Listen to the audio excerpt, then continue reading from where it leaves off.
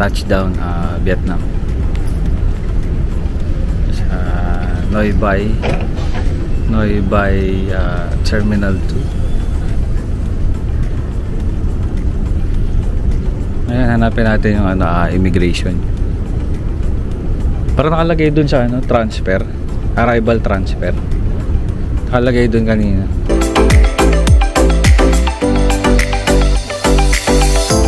Ayan guys, nandito kami ngayon sa second floor ng Terminal 2. Ayan siya, insuran mo.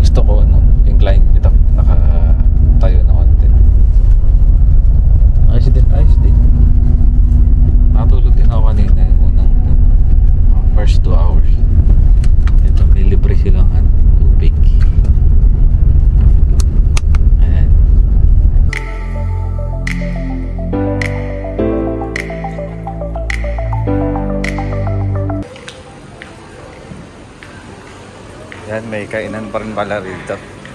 CR tayo, CR.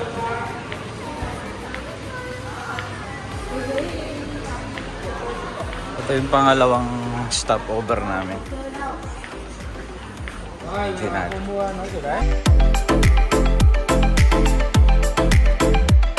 Masarap to eh. Ito rin kinain ko kanina eh. Bili ulit tayo.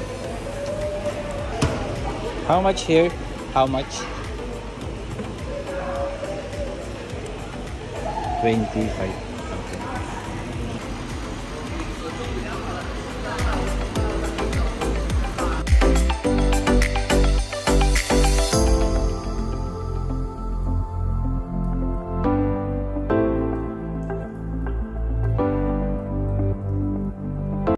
Okay. Welcome to the hotel. Wow.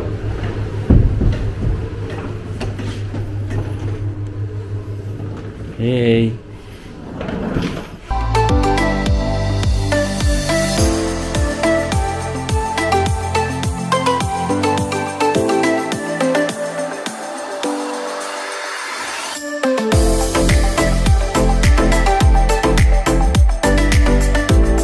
Ayan, ayun lang naman yung view rito. Wow.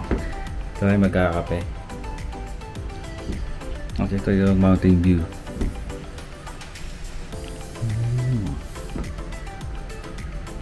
Sabi ano dun oh, parang ito. Parang statua. Ayan oh. Sabi.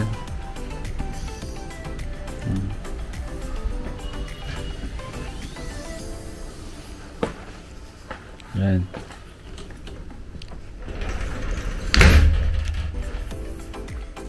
Oh, sakto may ano tayo, blower. Ayan, mag-hair dry tayo. Gagamitin natin yan.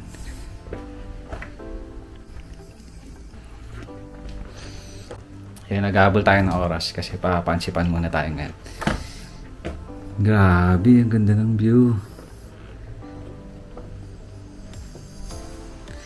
Ayan, meron silang, ano ba yan? Salamin, may fan, may aircon, may TV. Itutur ko kayo sa CR. Damn! Plus! Ayan. Wait lang ah. Maghilamos na din ako. Teka lang. Baka ako sabon. Hindi na tayo panghilamos. Tayo eh. Dami kakatiran niya. Hindi naman artista eh.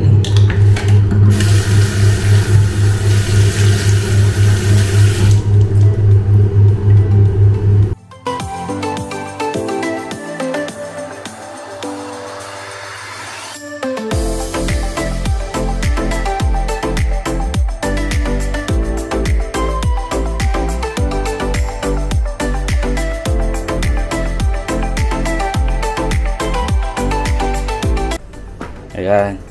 4 na ano, tapos sinelas 4. So, siguro, ano to, king size? King size to, no? Alam ko, hindi, no? Basta double, alam ko double. Dalawang double. So, 4 nga.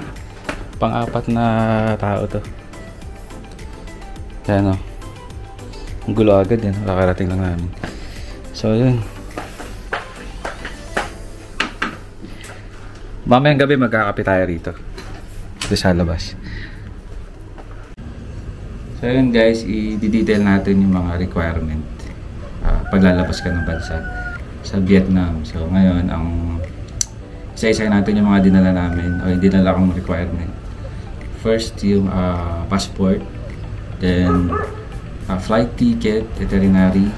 So yun yung ano nyo. Yung para sa immigration na kailangan nyo. Then, yung hotel accommodation. Then guys, bago kayo pumunta pala ng IO, so you have to go to travel tax booth sa NAIA. So may booth naman doon kada bay. So yung presyo nun is 1,620 pesos. So each yun, no? Basta yung travel tax. Then guys, yung e-travel pala, e-travel nyo kailangan. So ngayon, ang e-travel nasa eGov na. Sa eGov app, hindi na katulad dati. So sa eGov app ka create ka muna ng account doon. Then mas maganda maaga yung gawin guys yung e-travel kasi para hindi ka na maghabol ng oras. So yung sa e-departure is dati 3 to 4 days before the flight. Parang ang huli kong login 72 tama ba? 3 days na 72. Basta ganun. Para sure mag-check kayo 72 hours before the flight. Yun lang yung primary na dala ko.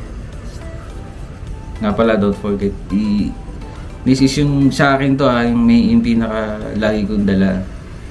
Pero, yung parang mga supporting documents, may dala ako ng badge, ang company ID ko, then, what else? Certificate of employment, para sa doon sa mga nagtatrabaho, kailangan yun. Tapos, mag-add na rin kayo ng payslip nyo, 3 months payslips. Na ano yun, proof of income nyo or source of funds. Then ITR, BIR nyo yung tax, yung annual report nyo ng ITR. Tapos ano pa ba? Yun lang naman kasi yung ano ko. Tapos yung sa clock ko, lahat ng clock ko naka soft copy na lang. Ang tanging hard copy lang na meron ako is yung COE, then ITR. The rest puro soft copy. Then pagdating naman sa IO, hindi naman ako tinanong din ng mga ganun kung COE. Tinanong lang yung ano ko, yung company ko, yun lang. Saan ako nag-work. Tapos na. Go out kami. Kasi may record naman ako ng previous travel ko na may record na sila. Hindi na sila masyado nagtatanong. Tapos ngayon, ayun. Kasi guys, yung biyahe namin is 3 hours and 45 minutes. So, mostly parang ano na siya, 4 hours. Kasi may delay kami 20 minutes, yung aviation traffic na tinatawag.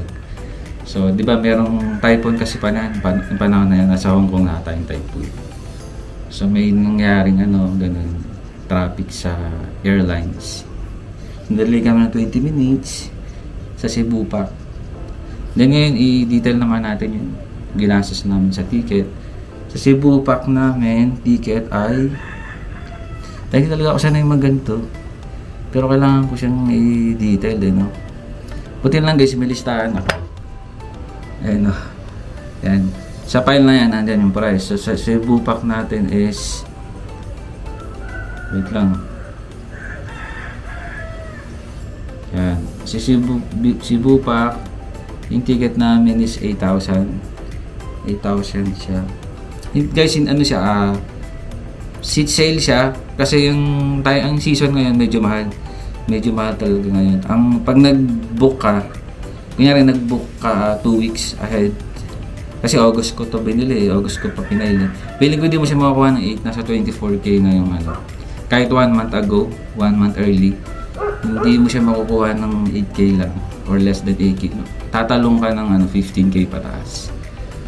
Tapos din, flight ticket is 8,000 round trip. Then, ayun lang ginastos namin. Sa ano pa yun, nasa airline. Then, travel tax, add nyo na rin yung, i-display ko guys yung ano, dito ibubulit ko, yung presyo.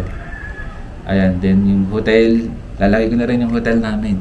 Hotel natin ay, guys, dalawa yung hotel namin. Itong hotel sa Sapa is 1.9 namin nakuha. Ito. Then may hotel uli tayo ng tawag dito Hanoi. Yung kasi dito kasi ano lang naman kami. 1 day, 1 night. So nagdumating kami ng 19, then naalis din kami ng 20 kasi mag-sleeper bus kami ulit pabalik sa Hanoi. So may hotel namin sa Hanoi Central is 5,130. Guys, nga pala yung 1.9 na hotel, divide 2 na yun. Guys, so 1.9 ibig sabihin tig ano lang kami. Magkano ba? 900, sa 900. Tapos yung ticket naman namin sa Hanoi Central is 5,000. I-detail ko na lang, hindi ko alam exactly, mga 5,130. Then divide 2, 5,130. Then divide ko sa dalawa, so nasa 2,500 lang din guys, yung isa each. So mas maganda guys may kasama kayo, 3, 4. Kasi itong room na to, ang dami niyang ano eh. Laki na kama. Kasi pa to 4, tig 2 kada bed, 2 tao, kayang-kaya. Paghatian niya lang yung 1.9 na yun. Naka-ano kasi kami, naka-discount kami sa Klook. Alam ko nabawasan pa to. Then next, yung guys, yung Sapa sleeper bus. Yung sleeper bus galing Noybay, ang binayaran namin is 900 siya. Ang pinok ko kasi ay VIP 22. Hindi ko alam bakit ganun yung tsura. Yun din yung bus ng ano eh, nanggaling sa Hanoi eh. Hindi ko alam bakit yun yung nagsundo sa amin sa Noybay International Airport. Nga pala, hindi kami mismo sa Terminal 2 pinick up ng sleeper bus. So, shuttle ride kami papuntang Terminal 1, which is yung domestic terminal ng Noybay, Hanoi, Vietnam. So, doon yung mga domestic flights doon ginagawa. So, doon kami pinick up ng bus. 7:45 ang actual pick namin. Pero na-pick na kami ng 7:15. So, nakasakay na kami ng 7:16. Then, ayun, mas napaaga yung... Kasi ang round time namin, guys, darating kami ng Sapa is 1:30. Pero mas napaaga siya. Parang dito na kami ng 1 PM. Ayun. Nag-worry ako baka hindi ko maabot ako yung ano. Hindi namin naabot yung fancy pan. So hindi pala peak season. Konti lang talaga yung tao. Hindi masyadong marami. Kumpara sa ano nila, yung actual na madamihan talaga. Kasi napapanood ko sa ibang ano, sa TikTok, sa YouTube vlogs. Dami raw tao. So good na to. Masasabi ko hindi siya peak season. Then meron uli kami sleeper bus papuntang from Sapa to Hanoi. I-detail ko na lang dito ulit yung presyo niya. At tapos ito-total ko na ha. Isa-isa din total. Then malagay ko na rin siguro sa tawag dito sa box sa baba ng video. Then ayun naman ang ginastos namin. Bago ang pumunta rito, binook na namin lahat. Binook na para hindi na hassle. So ngayon yung gastos dito, yun na, kami na. Transpo, flight ticket, hotels, yung 2 hotel natin, sleeper bus ng balikan. Then bahala na kami kung magdadagdag kami ng ano. Actually gumastos kami ng Grab, which is tig 25 kami nakasama ko, 25. Galing ng yun kasi pag ang bababaan sa Sapa, magbabas ka pa. Meron tong drop-off point ng mga sleeper bus. Tapos magta-taxi ka papuntang hotel, which is 50,000 daw. So tighati kami, 25 kami papuntang hotel. Then ang maganda guys, yung nakuha namin hotel, malapit lang sa Sun Plaza. 1 minute lang nilakad namin eh. Parang isang kanto nga lang yung layo. Then nandyan na kami sa Sun Plaza.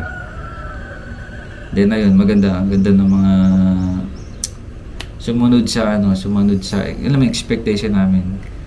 Then masyado rin kaming maaga nang natapos. Akala namin abuti kami na hapon sa dami ng tao. Pero luckily hindi to peak season. Maganda yung time na ano. Maganda yung time approach namin, which is November 19 hanggang Sabado pa kami. Hanggang Sabado. Yun. Sana ganun din sa Hanoi. Then, ano pa? Temperature dito guys. Umabot dito ng 12 or 13 kagabi. Then ngayon, check natin ngayon kung ilang temperature. Ano to? Wait, i-google natin para sure. Dito lang din naman ako nagbe-base.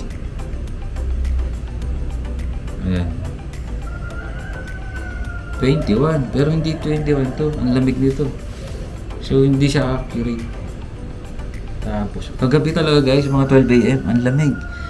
13 degrees. So, naka-jacket kami palabas. Then, ano pa ba? Ayun guys, may mga video naman ako ng may video ako ng tawag din. Ayun, ng mga video ko sa Fancy Fan. So, bahala na kung paano ko i-dudot to.